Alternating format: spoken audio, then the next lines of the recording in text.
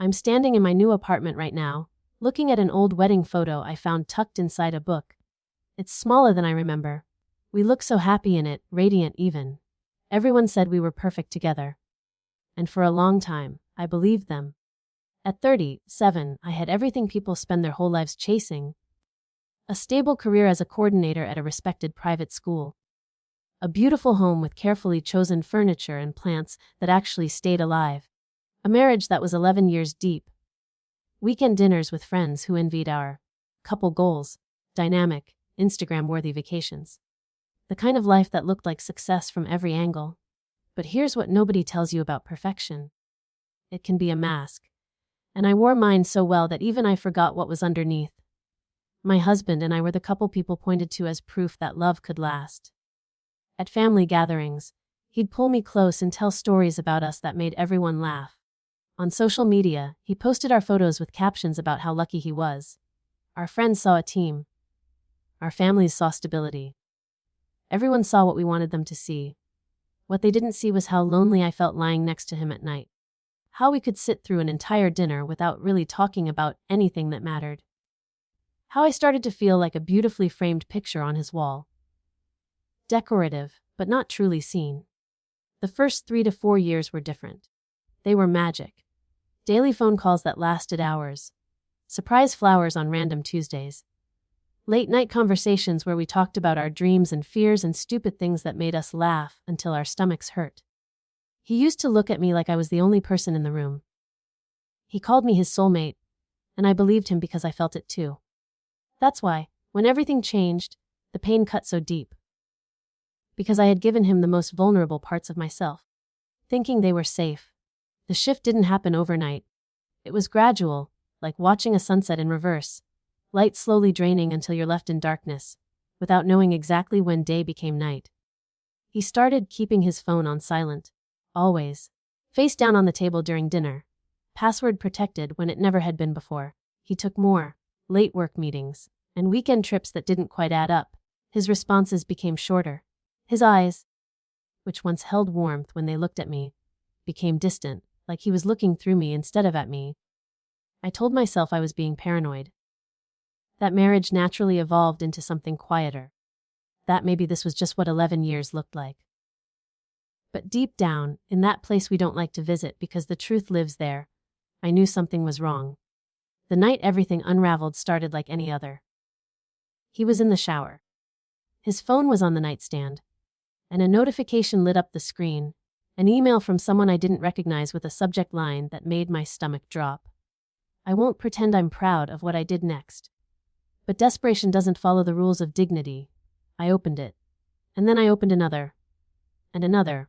What I found wasn't just an affair. It was an entire second life. For 3 years, he had been with another woman. Not just sleeping with her. Building with her. He had rented an apartment for her across town. Taken her on trips he told me were work conferences. Made plans with her that included words like future and forever. In his messages to her, he called her his real partner, his future wife. While he was texting her goodnight, he was climbing into bed next to me and kissing my forehead. The betrayal wasn't just physical. It was psychological. He had made me question my own reality. Every time I asked if something was wrong, he told me I was overthinking. Every time I felt that gnawing sense that he was pulling away, he'd plan a date night or post a photo of us, and make me feel crazy for doubting him. That kind of deception doesn't just break your heart. It fractures your ability to trust your own instincts. The first thing I felt was numbness. A cold, empty stillness where emotions should have been. I sat on the bathroom floor with his phone in my hand, reading messages that rewrote my entire marriage, and I couldn't cry, couldn't scream, couldn't breathe right. Then came the shock. The physical, visceral reaction, shaking hands, racing heart. The feeling that the floor was falling out from under me. And finally, the anger. Not the hot, explosive kind. The deep, seething kind that lives in your bones. The kind that comes from realizing someone you loved didn't just hurt you, they erased you. Made you a placeholder while they built a real life somewhere else. I didn't confront him that night. I put the phone back. I climbed into bed. And I laid there next to a stranger wearing my husband's face. For weeks, I carried the weight of that knowledge alone. I'd go to work, smile at my colleagues, coordinate school events, come home, make dinner, and pretend. Just like he had been pretending. But eventually, the pressure became unbearable. I told my childhood friend, the only person I trusted not to judge me or tell me to work it out. She held me while I cried in her car in a parking lot, sobbing so hard I thought I'd break. When I finally told my family, they were stunned. We had no idea, my mother kept saying. You two always seemed so happy. Some of them tried to help, others made it worse. All marriages have rough patches, one aunt said. Men make mistakes. Can you really throw away 11 years? Yes. I could, because this wasn't a rough patch. This wasn't a mistake.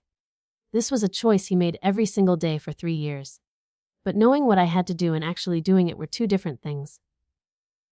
For 3 months, I wrestled with the decision. I'd wake up in the middle of the night asking myself the same questions over and over. Could I forgive him? Should I try? What if he chose me?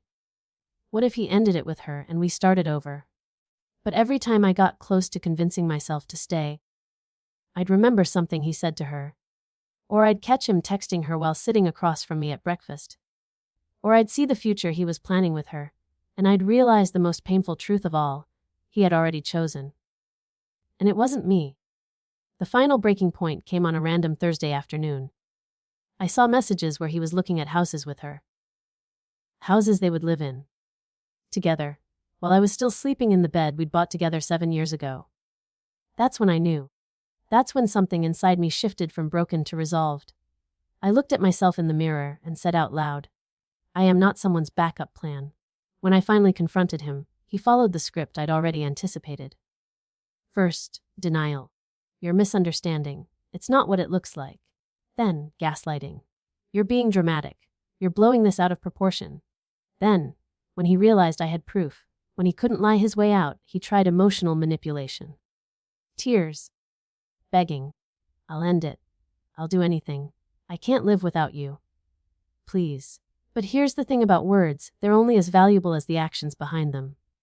And his actions had been screaming the truth for 3 years while his mouth fed me lies. I moved out 6 weeks later. People asked me if I regretted it. If I wished I'd tried harder. If I thought about what I was giving up. And here's what I tell them, I don't regret the marriage. I regret how long I stayed silent when I knew something was wrong. I regret shrinking myself to fit into his version of our life. I regret believing that love meant accepting betrayal with grace. But I don't regret leaving. At 37, I walked away from what everyone else called perfect.